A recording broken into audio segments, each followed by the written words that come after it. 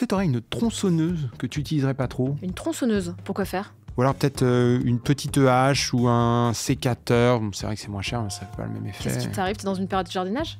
Non, c'est pour offrir à Kasbarian. Tu sais, Feu, le ministre de la fonction publique et de la simplification, je sais plus quoi là. Pour qu'il coupe dans les services publics, c'est ça? Voilà, référence à Milei en Argentine. Ok, à la limite, c'est plus drôle si tu l'offres un petit sécateur. Ah oui, c'est vrai ça. Notre pays aime la finance magique. La finance magique, on peut toujours la déclarer. Il n'y a pas d'argent magique. Le gouvernement s'est auto-congratulé. 100 milliards d'euros. J'ai sauvé l'économie française. Il n'y a pas d'argent magique. Vous l'avez vu, en novembre, Donald Trump a été réélu aux États-Unis pour une prise de fonction fin janvier. Et dès son élection, il a annoncé que son grand ami Elon Musk allait diriger une instance toute fraîchement créée pour lui, celui de l'efficacité gouvernementale, dont l'acronyme en anglais fait DOGE, en référence à sa crypto-monnaie préférée. Cette décision de nommer un homme d'affaires pour gérer l'efficacité gouvernementale a pas mal marqué la presse et l'opinion publique. D'autant plus que la philosophie derrière les crypto-monnaies, c'est quand même d'échapper au contrôle de l'État et d'un système bancaire réglementé. Dans une tribune au Wall Street Journal, Elon Musk et Vivek Ramaswamy, autre entrepreneur américain conservateur qui va co-diriger le Doge, ont écrit une tribune pour expliquer leur plan pour réformer le gouvernement, réduire les dépenses de l'État fédéral, via des réductions d'effectifs, avec un accompagnement pour aider les fonctionnaires à passer du public au privé, et des réductions de dépenses, notamment dans l'audiovisuel ou dans des services jugés progressistes comme le planning familial. How much do you think we can rip out of this wasted $6.5 trillion Harris-Biden budget? Well, I think we can do at least $2 trillion. Yeah! Yes. $2 trillion. Your money is being wasted, and the Department of Government Efficiency is gonna fix that. Couper 2000 milliards de dollars sur les 6000 milliards du budget annuel, c'est absolument énorme, hein. Après, il faudrait voir si le Congrès américain acceptera la proposition. Mais bon, l'intention est très claire. Avec un tiers de budget en moins, le projet, c'est pas de rendre les services publics plus efficaces, c'est d'en réduire le champ de compétences. Ces promesses de coupes budgétaires et de services publics nous rappellent évidemment un autre chef d'État élu ces dernières années, dont vous avez dû voir certaines de ses subtiles mises en scène. La tronçonneuse pour couper dans les dépenses publiques. Et effectivement, depuis son investiture en décembre 2023, il y a à peine un an, Milei a supprimé plus de 33 000 emplois publics en Argentine, fermé des organismes d'État, dont une dizaine de ministères comme le ministère des Femmes ou bien l'Institut contre les discriminations, gelé les chantiers publics, supprimé des subventions dans l'énergie, les transports, réduit le financement aux provinces, etc. Ministerio de Ambiente y Desarrollo Sostenible, afuera. Ministerio de las Mujeres y Género y Diversidad, afuera. Ministerio de Obras Públicas, afuera, aunque te resistas. Vamos a seguir por acá. Alors là, comme ça, on pourrait simplement dire que Milei et Trump sont dans le même délire ultra-libéral, mais on va essayer de préciser un peu. L'idéologie libérale s'est construite sur l'idée de marché efficace. Puisque les riches le sont grâce au marché et qu'ils veulent le rester, ils ont besoin d'une idéologie qui leur permet de justifier leur statut. Ils s'imaginent donc, théorie plus ou moins mathématisée à l'appui, que le marché les a rendus riches parce qu'ils le méritent. Le marché ne sélectionnant que les meilleurs, les plus efficaces, ceux qui créent le plus de richesse. On est là parce qu'il vous faut les meilleurs, des meilleurs, des meilleurs, monsieur! Une fois qu'on sait que la loi du marché est sacrée, une question se pose. Qu'est-ce que l'on fait de l'État ? Est-ce qu'il doit se cantonner aux fonctions régaliennes, c'est-à-dire police, justice, armée? Est-ce qu'on le charge aussi des grands réseaux d'infrastructures, comme les routes, les ponts, les chemins de fer, l'eau, l'électricité? Est-ce qu'on le laisse contrôler sa monnaie? Est-ce qu'on lui confie l'éducation et la santé? Est-ce qu'on le charge aussi de redistribuer un peu les revenus via des subventions, des allocations ou des aides? Et est-ce qu'on le laisse prendre le contrôle de certaines entreprises industrielles qu'on pense stratégiques? Selon des penseurs comme Barbara Stiegler ou encore Pierre Dardot et Christian Laval, le courant de pensée néolibéral répond à ces questions en disant que l'État doit être un arbitre au service du marché et de la concurrence. Donc l'État définit les règles et arbitre le match, mais il ne joue pas, ou en tout cas le moins possible. Mais ça veut pas dire que l'État a un tout petit budget, parce que arbitrer un jeu aussi complexe que l'économie d'un pays, ça signifie mettre son nez un peu partout. En effet, les néolibéraux pensent que les marchés en concurrence ne sont pas naturels. Il faut les fabriquer via des cocktails subtils de réglementation, de subventions, de taxes et même de services publics. Selon cette définition, Milei n'est pas un néolibéral comme le serait un Macron, par exemple. Le président argentin se définit plutôt comme un anarcho-capitaliste, un courant de pensée qui a pour objectif de carrément supprimer l'État. Donc, hôpitaux privés, écoles privées, infrastructures privées, Police privée, payée par les riches, ou éventuellement des milices armées formées par les habitants. Justice privée, on laisse les gens passer des contrats entre eux, chacun définit ses propres lois. En théorie, si tu veux vendre tes enfants ou tes organes, c'est ta propriété, t'as le droit. ¡Viva la libertad, carajo! Finalement, la loi sacrée des anarcho-capitalistes, c'est pas la concurrence. Parce qu'en vrai, dans leur système, le plus riche finirait par arriver à la tête de monopoles, comme le mentionne l'un de leurs membres, Peter Thiel. If you're a startup, you want to get to monopoly. You're starting a new company, you want to get to monopoly. Et c'est un peu le problème de l'anarcho-capitalisme. C'est un voyage direct vers le féodalisme. Pour eux, ce qui compte avant tout, c'est la propriété privée. C'est ça qui est sacré. Après, en pratique, Milei au pouvoir n'est pas vraiment anarcho-capitaliste. On le voit sur ce graphique qui montre l'évolution du budget des différentes administrations publiques en Argentine. Il a coupé à mort côté recherche et social, par contre côté sécurité, pas autant, faut pas déconner. Et puis les renseignements intérieurs ont un budget qui a doublé, signe que Milei trouve quand même un intérêt à l'État, celui de contrôler les Argentins apparemment. Bon, et Trump dans tout ça, est-ce qu'il est comme Milei ? Eh ben, on dirait bien que non. Milei est un prof d'économie qui pense en théorie, alors que Trump et sa clique sont plutôt des hommes d'affaires qui font ce qui leur semble logique à eux. Ce sont des gens qui n'aiment pas quand l'État met son nez dans leur business, sauf quand ils peuvent en tirer du profit. Donc Trump, il veut d'un côté des tarifs douaniers, ce qui signifie un contrôle de l'économie par l'État, parce qu'il pense que c'est un outil qui peut protéger les profits des businessmen américains, et de l'autre côté, eh ben, il veut aussi un dodge pour réduire les services publics qui sont vus comme des freins au profit des businessmen toujours américains. Alors nous, en France, on pourrait voir tout ça de loin et penser qu'on n'y est pas encore. Nous, on est attachés à nos services publics. On l'aime, notre État. Hein ? Vous êtes fait remarquer dernièrement puisque vous avez félicité Elon Musk, le milliardaire américain qui vient d'être nommé par Donald Trump pour tailler dans les dépenses publiques. Vous avez tweeté en anglais « Je me réjouis de partager avec vous les meilleures pratiques pour faire face à l'excès de bureaucratie, réduire les lourdeurs administratives et repenser les organisations publiques au bénéfice de l'efficacité des agents publics. » Kasbarian, au moment de ce tweet sur Twix, il est ministre de la fonction publique. Et de la simplification et transformation de l'action publique. Et il se justifie en disant qu'évidemment, il ne veut pas copier-coller ce qui se fait aux États-Unis. Par contre, je pense qu'il est intéressant de regarder ce qui se passe aux États-Unis en termes de simplification administrative et regarder, parce que la France n'est pas dans un igloo toute seule. Attends, de quoi ? Un igloo ? Bah oui, un igloo, c'est connu. Mais chut, attends, il a pas fini. Parce que j'ai l'objectif, le gouvernement a l'objectif de débureaucratiser, simplifier à tous les étages, faciliter la vie des Français et des agents bien évidemment. Et donc c'est quand même intéressant de regarder ce qui se passe en dehors de notre pays pour regarder ce qui se fait. Donc, si j'ai bien compris, il faut que la France se débureaucratise l'igloo. C'est ça, voilà.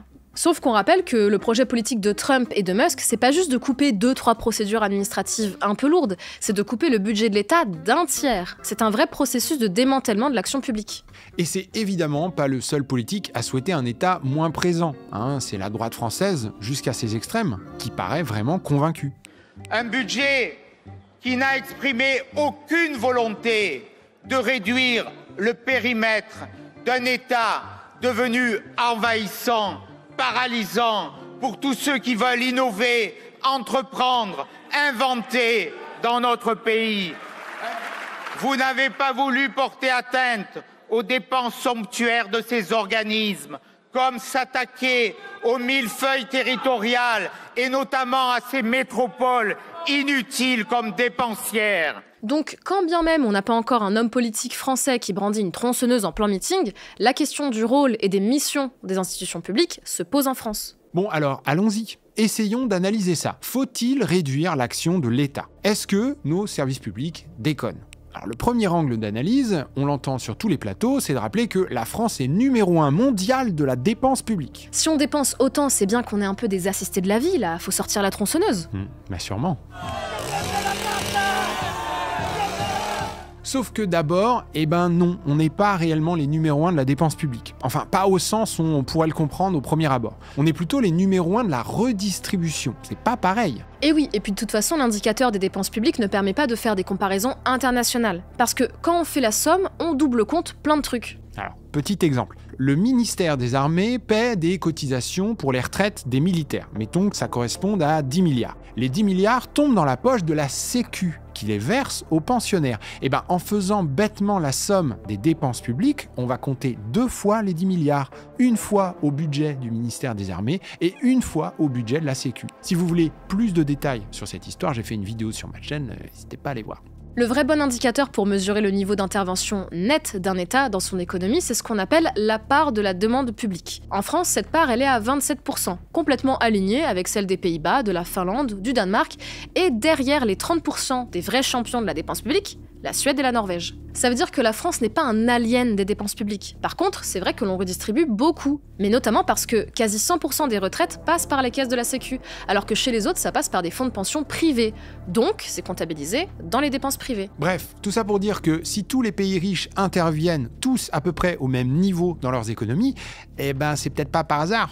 Peut-être que c'est parce que ça sert vraiment à quelque chose. En fait, ça fait même consensus que la gestion par le public peut être bien plus efficace que par le marché. Le plus évident, c'est dans les questions de monopole naturel. Quand une entreprise dépend d'un réseau, donc des tuyaux pour transporter l'électricité, des personnes, de l'eau, du pétrole ou toute autre chose, alors il est moins cher et plus efficace de construire un seul tuyau et de l'utiliser à fond, plutôt que de mettre plusieurs entreprises en compétition et de se retrouver avec 3 tuyaux en parallèle. Un des exemples de ça, c'était le nombre d'entreprises de transport en commun dans les années 1900. Une ville pouvait avoir plusieurs lignes de train, plusieurs gares, plusieurs compagnies de bus, de tram ou de métro. On se retrouvait avec des réseaux qui ne communiquaient pas bien ensemble et qui inévitablement avaient des difficultés à devenir rentables. Certaines boîtes faisaient faillite, d'autres se faisaient racheter, au final, ça se terminait en monopole privé.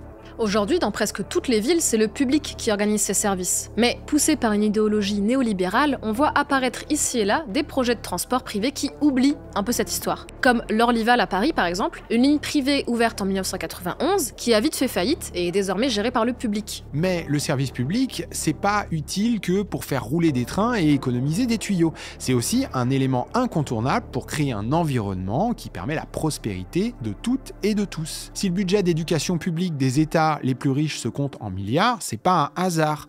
Beaucoup d'entreprises ont besoin d'employés sachant lire et écrire, mais aucune d'entre elles n'a vraiment d'intérêt à financer l'éducation d'un enfant de 5 ans. En tout cas, pas sans pouvoir lui faire signer un contrat d'embauche contraignant dès le CP. Ou alors, il faudrait que ce soit les parents qui se chargent de payer pour l'éducation de leurs enfants, mais que se passe-t-il s'ils n'ont pas les moyens ? Bref, le public est la solution la plus efficace pour organiser l'éducation. Dans le domaine de la santé aussi, ça fonctionne très bien. Le marché des médicaments, c'est une grosse foire internationale avec des laboratoires qui valent des milliards et qui ont littéralement le pouvoir de vie et de mort avec leurs molécules. C'est là que ça devient utile d'avoir un monopole public. Alors, d'un côté, vous avez le négociateur du privé, un costard à 1 000 $, Rolex, qui cherche à négocier l'insuline à 100 € pour ses 50 000 clients. Mais de l'autre, vous avez le fonctionnaire du réseau des acheteurs hospitaliers, pull en laine à coudière, flic-flac, sauf que lui pèse 68 millions de patients, donc quand il dit que le prix de l'insuline ce sera 9 €, eh ben ce sera 9 €. Et pour finir d'enfoncer le clou, vous savez qu'aux États-Unis, ils ont un système de santé essentiellement privé. Et bien surprise, par personne, ça leur coûte 2 fois plus cher qu'en France, pour des résultats dégueulasses. Inégalité d'accès aux soins plus important, mortalité infantile plus importante, espérance de vie plus faible et meurtre de CEO en prime. Bref, c'est pas glorieux. Du coup, tant qu'à tronçonner des trucs, autant chercher à couper la barre du graphe là, qui dépasse. Donc les services publics peuvent être indispensables, ultra efficaces, meilleurs que le privé, et en plus de ça, comme le disait Jaurès, le service public c'est le patrimoine de ceux qui n'en ont pas. Ce qui ne veut pas dire que tout est parfait en France, et pour le comprendre, il faut revenir un peu en arrière. Alors pour faire simple, les services publics à la française datent de 1945. La mode à l'époque, c'est 1. Le communisme et les syndicats, et 2. La planification et l'entreprise nationale de services publics. Côté coco et syndic, eux vont pousser pour avoir une sécurité sociale dont la gouvernance est assurée par les travailleurs eux-mêmes, pas les politiques ni les patrons. Donc, qu'est-ce qu'on rembourse? À quel niveau on met les cotisations? Ce sont les travailleurs qui décident. C'était une jolie initiative, mais aujourd'hui, ça marche plus du tout comme ça. Les patrons et surtout l'État ont mis la main sur la gestion de la Sécu. Autre élément, les gauchistes de 45 cherchaient à créer une alternative au statut d'employé soumis à son patron qu'on trouve dans le privé. Donc, quand on est fonctionnaire, on est rémunéré en fonction de son grade plutôt que de sa mission et on a un emploi à vie. Le but, c'est de permettre une émancipation du travailleur vis-à-vis de sa hiérarchie, parce qu'on a été traumatisé par les agents du service public qui obéissaient gentiment à Pétain pendant l'occupation. Voilà pourquoi nos fonctionnaires ont un statut particulier encore aujourd'hui. Sauf qu'en fait, ils ont aussi un devoir de réserve qui, dans les faits, les empêche de pouvoir librement donner leur avis. Et aussi, parfois, ils exercent leur pouvoir plutôt sur les usagers. Bon courage pour te plaindre d'un contrôle de police ou d'une demande de remboursement de trop perçu de la CAF. Cela dit, attention à pas généraliser. Déjà, les fonctionnaires, ça regroupe plein de métiers et de grades différents. On a tendance à en parler comme si c'était un emploi homogène, alors que c'est pas du tout le cas.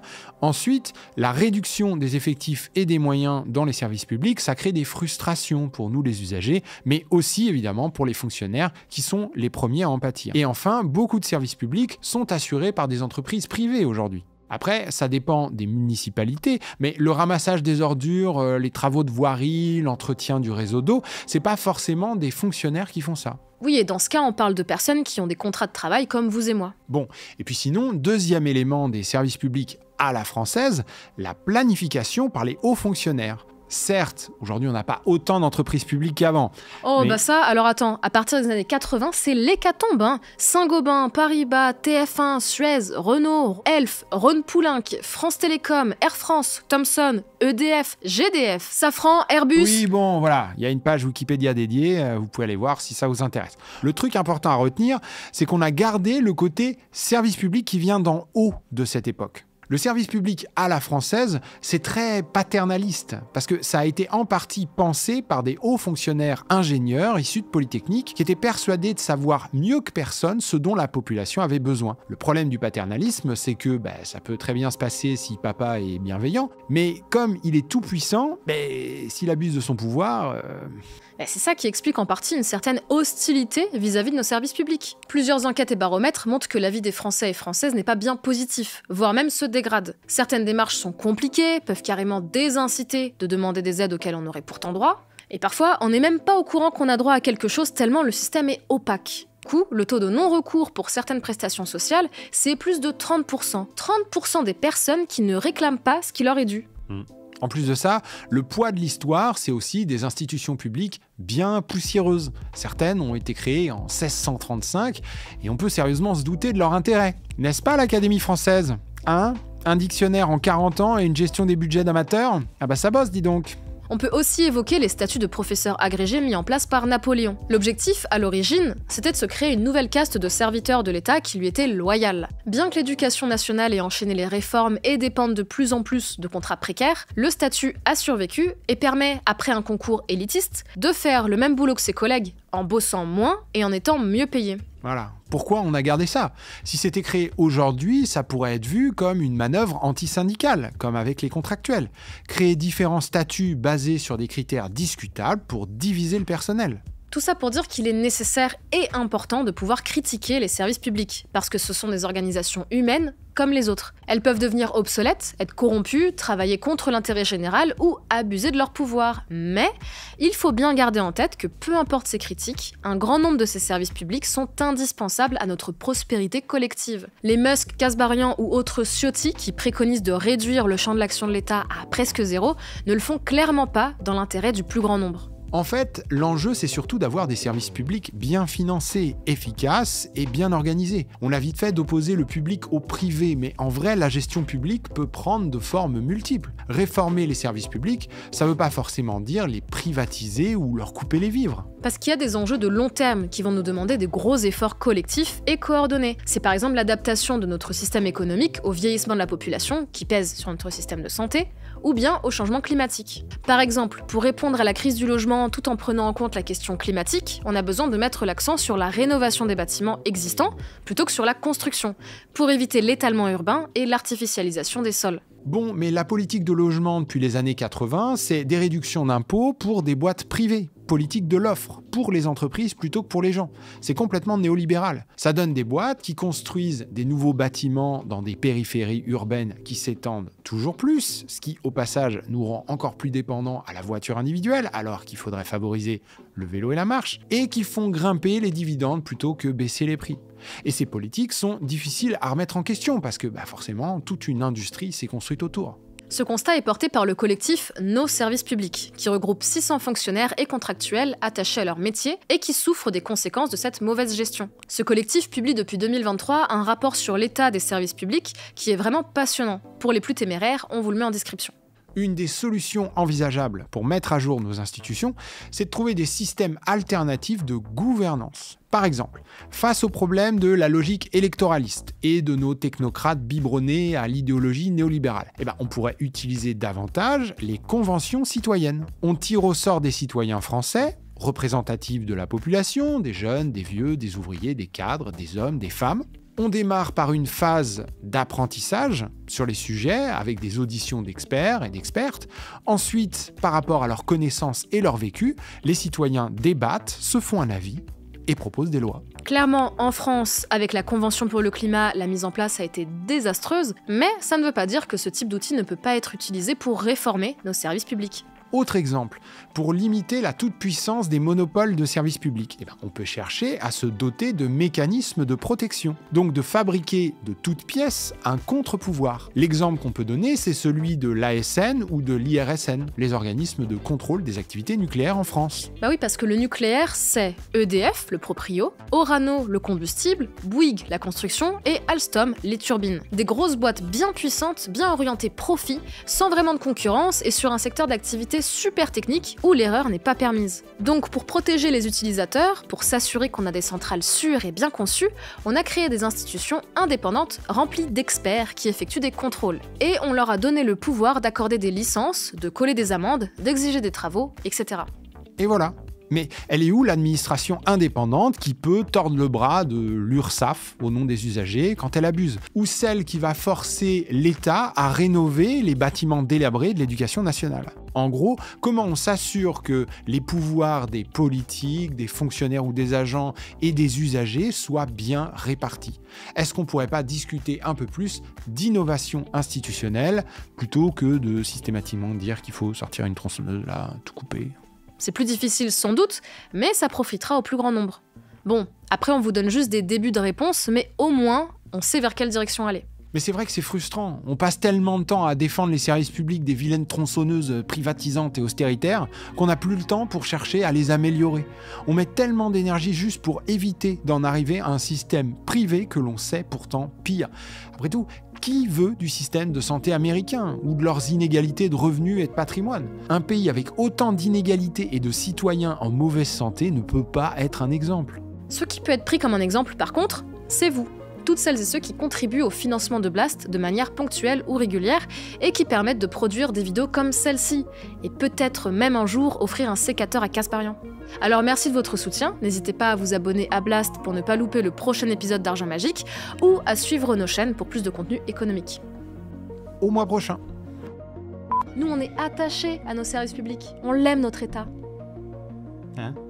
C'est pas toi qui dis un? Je pensais que c'était toi. C'est toi qui dis un et moi je réponds un aussi. Ah ok, d'accord. Ok, Casparian montre ce tweet sur Twix. Il est ministre de la fonction publique. C'est très bien. Ok.